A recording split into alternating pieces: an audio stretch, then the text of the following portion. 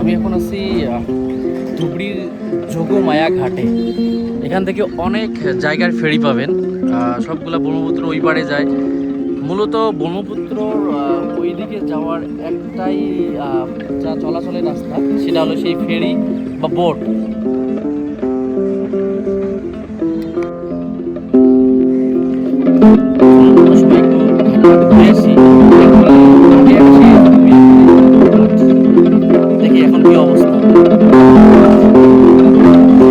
নদীর পাড়ের বা ওই পাড়ের লোকদের একমাত্র চলাচলের মাধ্যম এই ফেরিঘাট বা বোট। হয়তো বা কালের ক্রমে এগুলো হয়তো বা বিলুপ্ত হয়ে যেতে পারে, কারণ এর পশ্চিম দিকে একটা ব্রিজ হইতেছে, যা ফুলবাড়ি মেঘালয় ব্রিজ। ওটা কমপ্লিট হওয়ার পর কিছুটা হয়তো বা জনসংযোগ বা এইখান দিয়ে যাওয়া মানুষের পরিমাণ কিছুটা হয়তো কমে যাবে। অনেক ভারী ভারী গাড়ি বা নতুন গাড়িও এই ফেরি দিয়ে নেওয়া আসা করা হয়।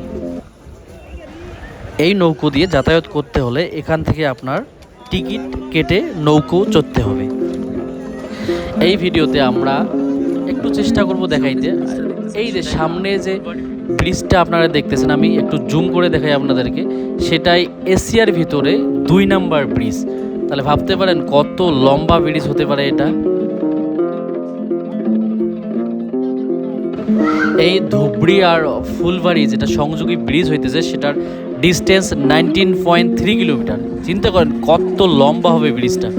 সেই ব্রিজটা এস্টিমেট আছে 2028-এর ভিতরে কমপ্লিট হইতে লাগবে। আমরা ধুবড়ি থেকে ফুলবাড়ি প্রায় ডিস্টেন্স, যদি আমরা কার দিয়ে এখন যাই, 205 কিলোমিটার। এইখান থেকে ব্রিজটা কমপ্লিট হওয়ার পর শুধু আমরা 19 কিলোমিটার ড্রাইভ করলেই ধুবড়ি টু ফুলবাড়ি পেয়ে যাব।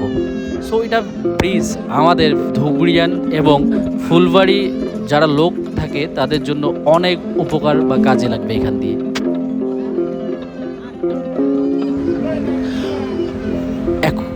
এখন দেখেন অনেক হেভি জিনিস এই নৌকোগুলো দিয়ে নেওয়া আসা করে।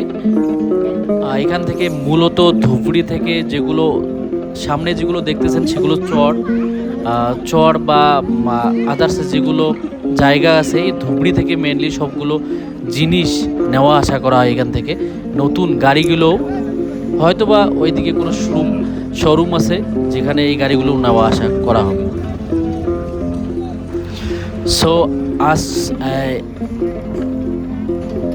এই যোগমায়া ঘাটের ভিডিও এতটুকু। সো নেক্সটে ইনশাল্লাহ একদিন আমার চ্যানেলে ইনশাল্লাহ আমি কভার করব ধুবড়ি টু ফুলবাড়ি ব্রিজ কতটুকু কাজ হইতেছে, ইনশাল্লাহ কভার করব। সবাই সাথে থাকবেন। যদি আপনি ভিডিওটা ইউটিউবে দেখতেছেন অবশ্যই সাবস্ক্রাইব করে রাখবেন, আর যদি ফেসবুকে দেখতেছেন অবশ্যই ফলো দিয়ে পাশে থাকবেন।